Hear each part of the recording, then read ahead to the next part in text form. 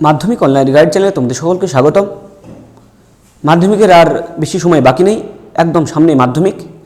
তাই তোমাদের কথা মাথায় রেখে আজকে ভৌত বিজ্ঞানের আরও একটি সাজেশন ভিডিও নিয়ে চলে এসেছি তোমাদের কাছে।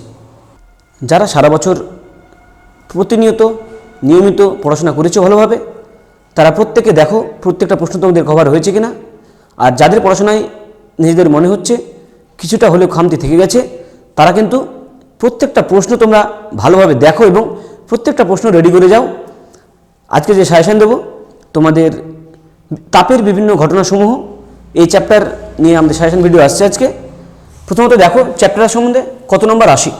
চ্যাপ্টারে 5 নম্বর আসবে, একটা এমসিকিউ আসবে, একটা শর্ট প্রশ্ন আসবে এবং একটা 3 নম্বরে আসবে, টোটাল 5 নম্বর। তাই কোনোভাবে যেন চ্যাপ্টারটা সহজ চ্যাপ্টার মিস না যায় সেদিকে তোমাদের খেয়াল রাখতে হবে। তাহলে প্রথমে আমরা শর্ট প্রশ্ন যে দুটো আসবে সেটা কি আসতে পারে সেগুলো নিয়ে আলোচনা করব। তারপরে 3 নম্বরে যেটা আসবে সেটা নিয়ে আলোচনা করব। এখানে একটা কথা মাথায় রাখি, তোমাদের যে 1 নম্বরের যে দুটো আছে সে দুটো শর্ট পড়ছেই, যেটা 3 নম্বরে আসে এই চ্যাপ্টার বেশিরভাগ ক্ষেত্রেই কিন্তু 2+1 আকারে আসে। যেটা 3 আসবে সেটা বেশিরভাগ ক্ষেত্রেই 2+1 আকারে আসে, সেটা তোমাদের খেয়াল রাখতে হবে। তাই খুব সহজ 3টে শর্ট প্রশ্ন তুমি সেইভাবে এগোও। এবং আরেকটা ঘটনা, তোমাদের যে 3 নম্বরের প্রশ্নটা থাকবে সেখানে কিন্তু দুটো প্রশ্ন রাখা থাকে, একটা অথবাতে দেওয়া থাকে, তোমাদের সেই একটা করতে হয় দুটোর মধ্যে। তাহলে শর্ট প্রশ্ন নিয়ে যদি বলি, প্রথম যেটা আসে যে আলফা, বিটা এবং গামা এর যে অনুপাত 1:2:3, এটা নিয়ে তোমাদের প্রশ্ন পড়ার চান্স প্রচণ্ড বেশি। তাই এটা সবার প্রথম রাখছি। আলফা মানে দৈর্ঘ্য প্রসারণ গুণাঙ্ক, বিটা মানে ক্ষেত্র প্রসারণ গুণাঙ্ক, গামা মানে আয়তন প্রসারণ গুণাঙ্ক। এই তিনটের যে অনুপাত হয় সেটা 1:2:3 অনুপাতে থাকে। তাহলে আমরা অন্যভাবে লিখতে পারি আলফা সমান বিটা/2 সমান গামা/3। খুবই গুরুত্বপূর্ণ একটা প্রশ্ন, এটা আসার চান্স তোমাদের সর্বাধিক এবার মাধ্যমিকের ক্ষেত্রে। এবার আর কি কি আছে এখান থেকে তোমাদের একটা ব্যাপার পড়ে যে কোনো একটা কঠিন পদার্থের যে আয়তন প্রসারণ গুণাঙ্ক বা দৈর্ঘ্য প্রসারণ গুণাঙ্ক এবং ক্ষেত্র প্রসারণ গুণাঙ্ক রয়েছে। তরলের ক্ষেত্রে যেমন আপাত প্রসারণ গুণাঙ্ক রয়েছে, প্রকৃত প্রসারণ গুণাঙ্ক রয়েছে। তাহলে এক্ষেত্রে তোমাদের একটা প্রশ্ন পড়ে যে কোনো কঠিন পদার্থের ক্ষেত্রে কটা প্রসারণ গুণাঙ্ক আছে। তাহলে কঠিন এবং তরলের কটি প্রসারণ গুণাঙ্ক থাকে, আছে বা থাকে। এখান থেকে তোমাদের সহজভাবে প্রশ্ন করলে একটা প্রশ্ন দিয়ে দেয়। কঠিনের ক্ষেত্রে 3টে, দৈর্ঘ্য, ক্ষেত্রফল এবং যে আয়তন রয়েছে 3টেই থাকে। তরলের ক্ষেত্রে কেবলমাত্র আয়তন প্রসারণ গুণাঙ্ক থাকে, কিন্তু সেটা 2 ধরনের, একটা আপাত একটা প্রকৃত। প্রকৃতটা মানে কি? প্রকৃত অর্থাৎ তরলের যে আপাত প্রসারণ সেটা প্লাস যে পাত্রে রাখা থাকবে সেই পাত্রের প্রসারণ গুণাঙ্ক। তাহলে তরলের ক্ষেত্রে কোনটা নিজস্ব ধর্ম, এটা প্রশ্ন পড়ে। তরলের ক্ষেত্রে যে দুটো রয়েছে তার মধ্যে যেটা প্রকৃত প্রসারণ গুণাঙ্ক রয়েছে সেটা একদম তরলের নিজস্ব ধর্ম বা স্বকীয় ধর্ম। তাহলে এরপরে কন্ডাক্টিভিটি বা থার্মাল কন্ডাক্টিভিটি বা তাপ পরিবাহিতা থেকে একটা প্রশ্ন তোমাদের আসে যে কার তাপ পরিবাহিতা সব থেকে বেশি, এটা মাথায় রাখবে। হিরে, হিরের কিন্তু তাপ পরিবাহিতা সব থেকে বেশি। এখানে আরেকটা প্রশ্ন আছে যে তাপ পরিবাহিতাঙ্ক বা তাপ পরিবাহিতা রয়েছে,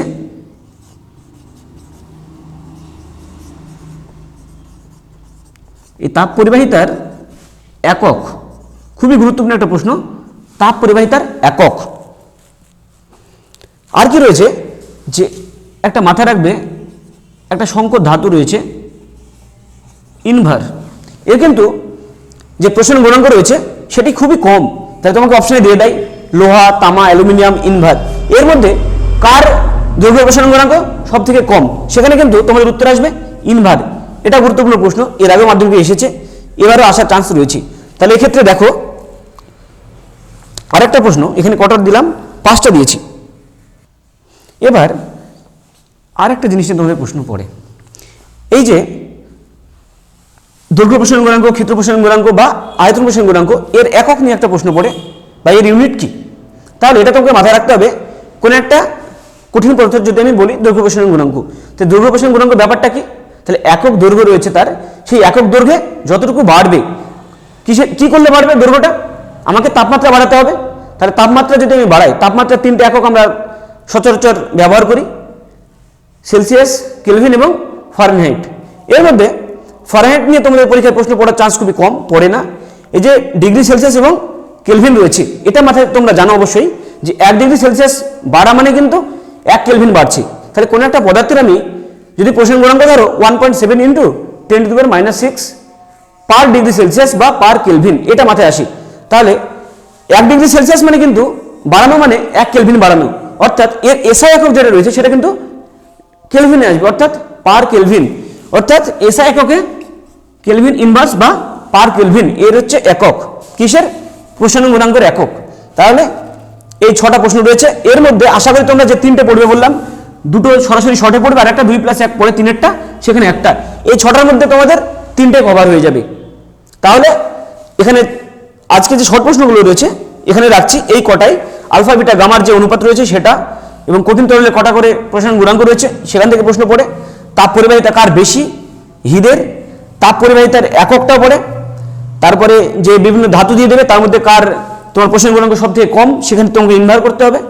এবং যে প্রসারণ গুণাঙ্ক রয়েছে তার এককটা কি, পার কেলভিন বা পার ডিগ্রি সেলসিয়াস, এটা কিন্তু একই। তোমাকে যদি বলে একটা মান দিয়ে দিল, কোন একটা মান দিয়ে বললো পার কেলভিনে এত, তাহলে পার ডিগ্রি সেলসিয়াসে কত হবে? সেম হবে, একই হবে, এটা তোমাদের মাথায় রাখতে হবে। তাহলে 1 নম্বরে গুলো হলো। এবার 3 নম্বরে যেটা পড়ে সেখানে 2+1 করে পড়ার চান্সই সর্বাধিক তোমাদের। প্রথম কথা আবারও বলে রাখি, এখানে কিন্তু তুমি অথবা হিসেবে পাবে, 2টো প্রশ্ন থাকবে, তার মধ্যে তোমাকে একটা করতে হবে।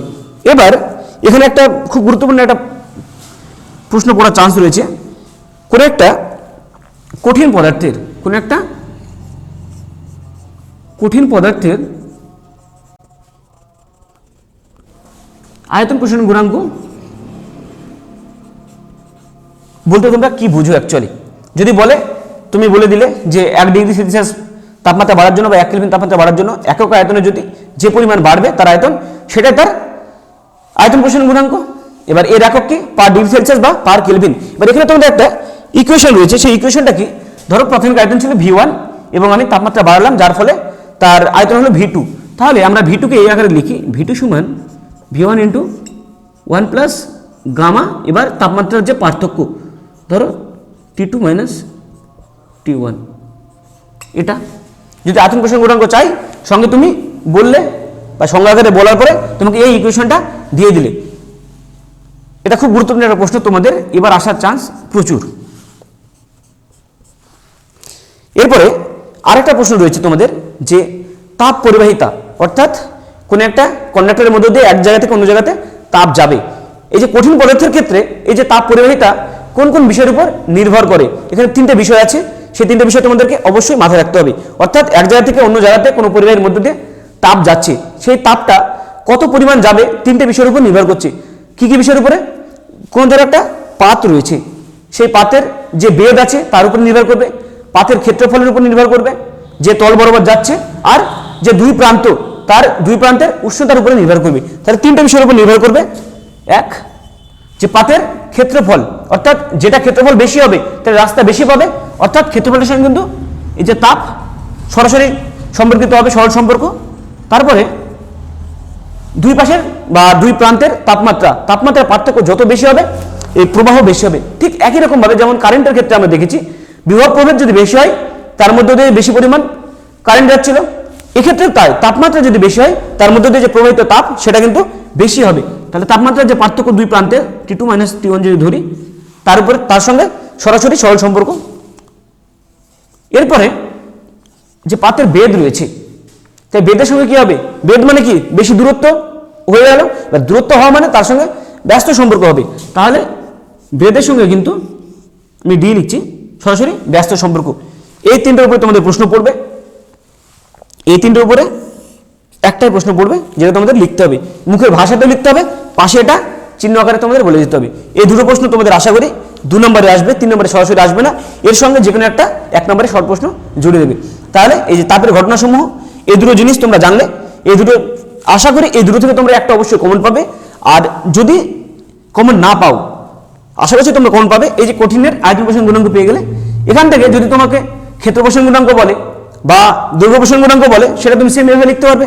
তাহলে V2 জায়গায় L2 আসবে, L1, এখানে যেটা গামা রয়েছে এটা আয়তন প্রসারণ গুণাঙ্ক ছিল বলে গামা, যদি ক্ষেত্র প্রসারণ গুণাঙ্ক যুক্ত ভিটা আসতো আর দৈর্ঘ্য প্রসারণ গুণাঙ্ক দিলে আলফা চলে আসতো, একই জিনিস।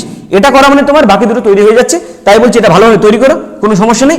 আরেকটা যেটা ওই পরিবাহিতা থেকে একটা আসবে আর এদিক থেকে একটা আসবে, এটা আমার প্রবল ধারণা এবারের জন্য। এবার ওখান থেকে পরিবাহিতা থেকে যেটা আসার দরকার সেটা এইভাবে আসবে। এখান থেকে আরেকটা প্রশ্ন আসতে হবে 2+1-এ তোমার যে তাপীয় রোধ আছে, এই তাপীয় রোধের একক কি, সেটা একটা খুব ভালো প্রশ্ন।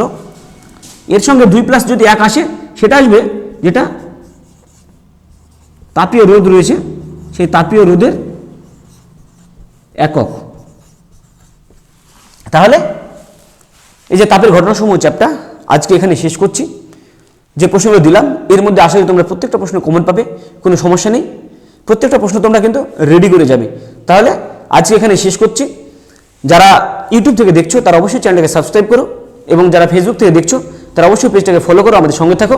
সামনে আরও ভালো ভালো ভিডিও আসতে চলেছে সাজেশনের উপরে, তাই কোনোভাবেই চ্যানেলটা থেকে দূরে সরে যাও না।